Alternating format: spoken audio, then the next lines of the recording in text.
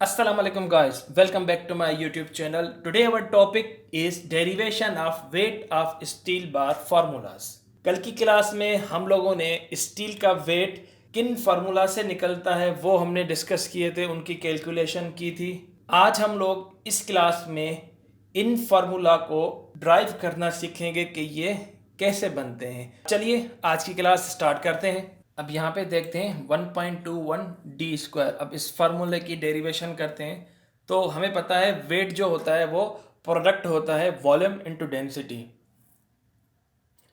नीचे आ जाते हैं कि जो वॉल्यूम बराबर होता है वो π/4 into d square into length, फिर प्रोडक्ट डेंसिटी ऑफ स्टील। तो हमें पता है कि density of steel KG per feet cube में ये है, ये नेट से आपको मिल जाएगी। और जो लेंथ है हमारे पास, अब ये एक राड है जिसकी लेंथ जो है 1 फीट, तो 1 फीट इक्वल्स टू 12 इंचेस। तो करना क्या है कि अब पाई की जगह पे हमने 3.14 रख दिया, उसको डिवाइड 4 से मल्टीप्लाई, अब डी स्क्वायर अपनी जगह पे, फिर मल्टीप्लाई। अब यहाँ पे क्या करना है, लेंथ है हमारे पास 1 फीट, तो 1 फीट नहीं रखेंगे, इसके इंचेस रखेंगे, तो इसलिए हमने यहाँ पे 12 इंचेस रख दिए। फिर हमने वो डेंसिटी रख दी। अब डेंसिटी जो हमारे पास थी वो केजी पर फीट क्यूब में थी, तो 1 feet equals to 12 inches.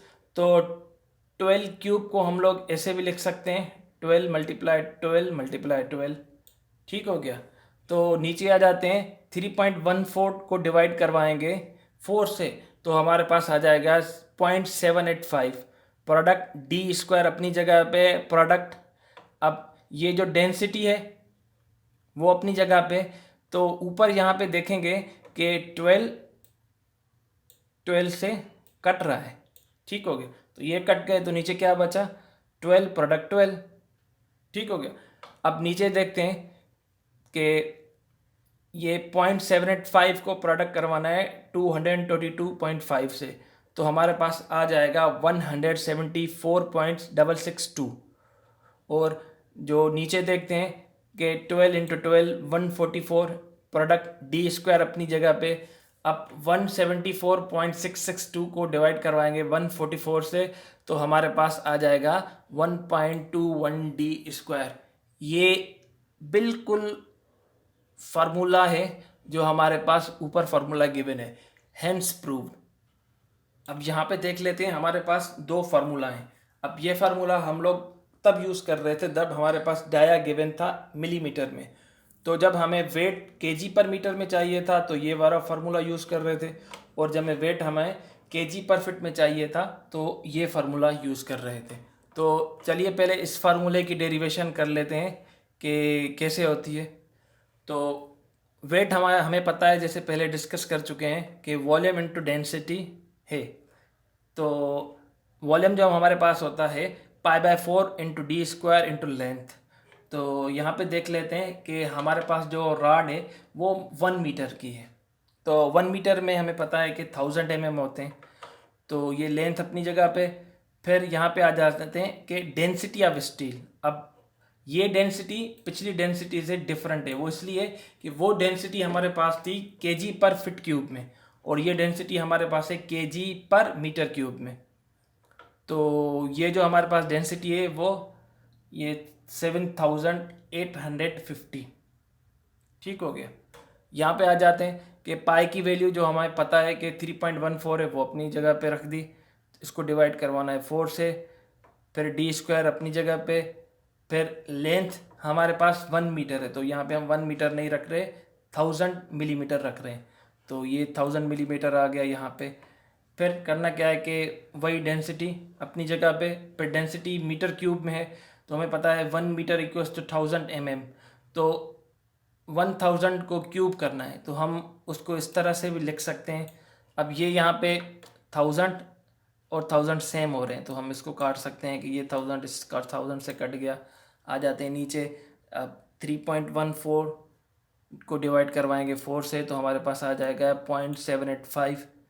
Product D square अपनी जगह पे, प्रोडक्ट, फिर ये डेंसिटी अपनी जगह पे आ गई। फिर या 1000 तो यहाँ से कट गया तो 1000 to 1000 हो गया।